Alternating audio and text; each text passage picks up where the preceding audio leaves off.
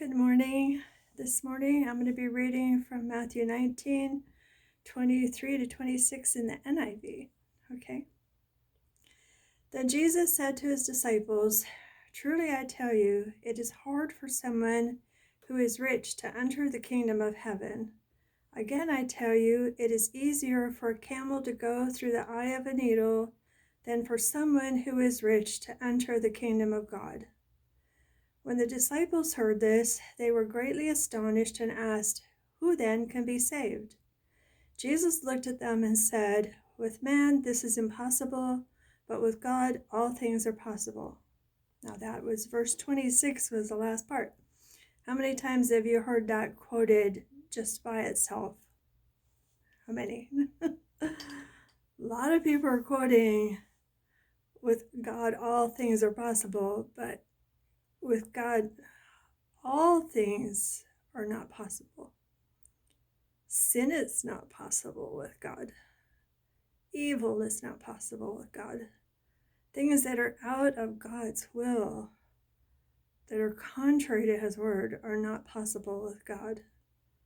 So it's all things according to God, according to his character, according to his will. And it's in relation specifically to the question, who then can be saved? Okay? So be careful that you don't get caught up in, with God, all things are possible, and claim that for yourself if it's something that's out of God's will and not according to his word. Okay? All right. So what's this saying? He talked about more than once how hard it is for somebody who's rich to enter the kingdom of heaven. And why is that?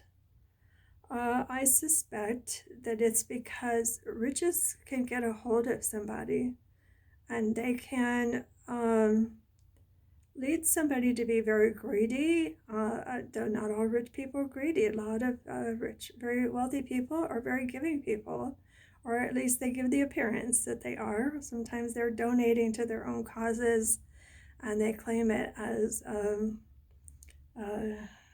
what do they call that?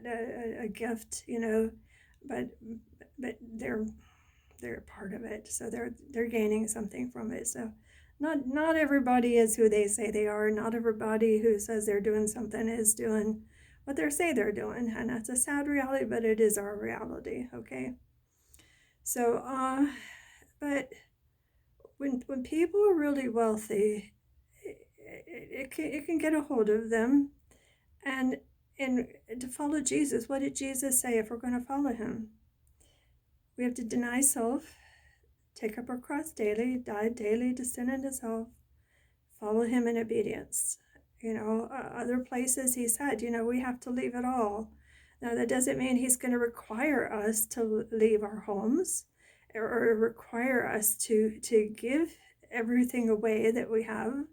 What it means is we have to surrender it all to the Lord. It now becomes the Lord's, and what he wants to do with it is up to him, okay? And whether he gives it to us back or he takes it away, we have to be okay with that. And that's what it really means, when he says to surrender all, to give it all to him, to forsake it all. Now the disciples, because they were following him physically, they physically had to leave it all behind, but to follow Jesus, it's more of where our hearts are. Are we willing to give it all up? If he says pack it up and move, he's done that with me more than once, where he just said you have to leave. And back in 2016, he did that, and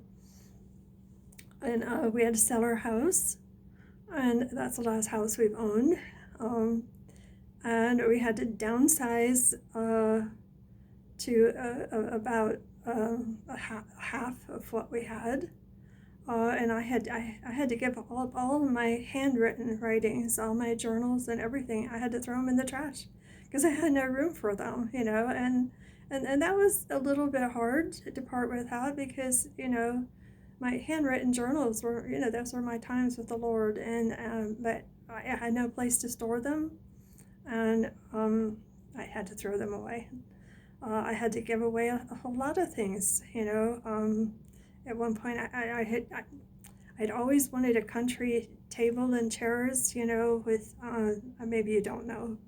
I always wanted one of those country table and chairs, and one day I finally found them on sale, and I got them, and I had them for a while, and then when he led us to move, and it was another time that he led us to move and sell our house and to move into an apartment, I tried to figure out a way to fit those in there. They would not fit in there, and I had to give them up, So it was a treasure that the Lord required that I give up, and I gave it up. I gave it to my middle son. He and his family. Then he had 4 children, like I did, and so it fit perfectly for them because it was just the right size. They're still using it. It's not broken or anything. It was a really good, solid, I think, oak table and chair. So, and I know that's minimal things, but when we have so much that we're going to choose what we have over God, then that's where the problem is. And there's a lot of people that won't give up things to follow Jesus. And if they, they'll say, okay, God, I'll follow you this far, but not the rest of the way.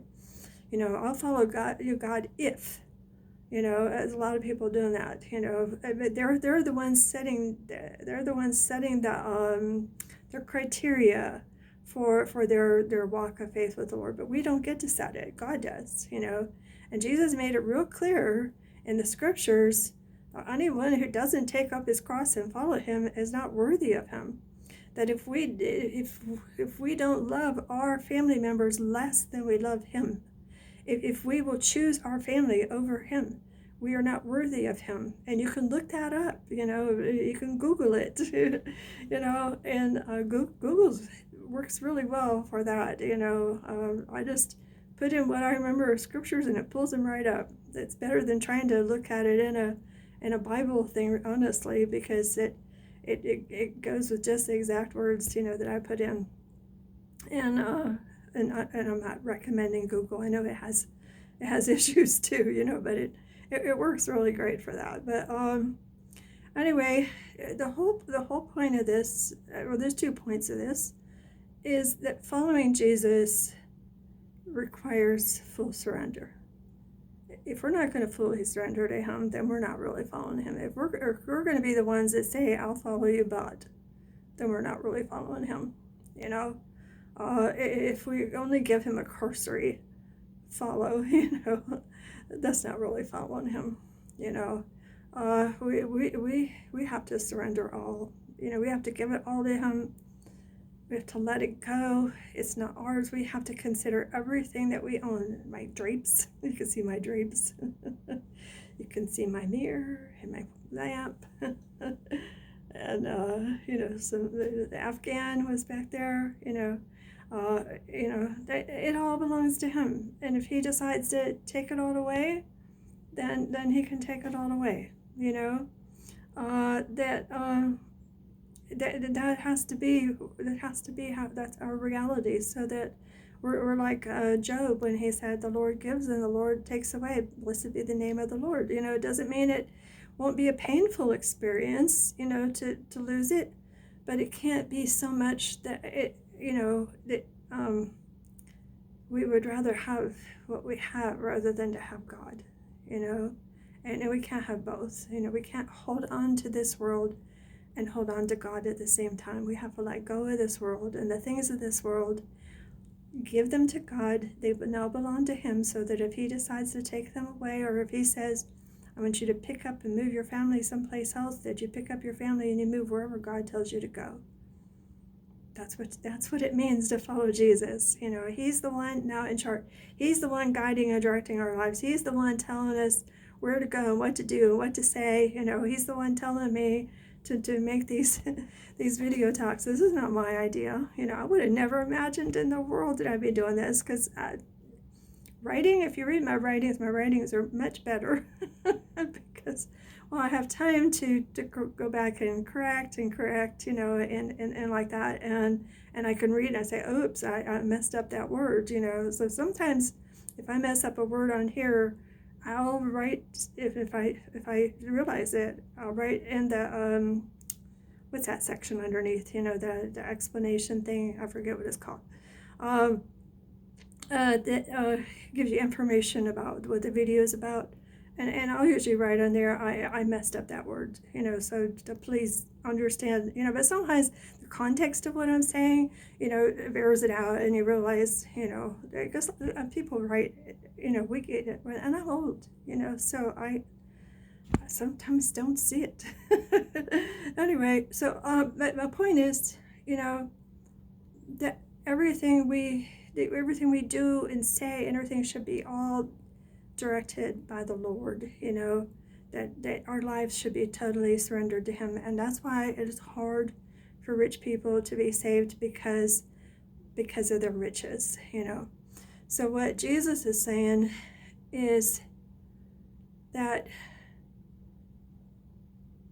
even though it is very hard for rich people to be saved because of their riches, and them having a hard time letting go of them, it's not impossible, okay? With God, all things that are according to God's will and plan for our lives, they are possible with God. If God wants to save people, He can save people regardless of how rich they are. So that's the lesson for today. Just follow Jesus with your life. Read scriptures in their context, and just love Jesus.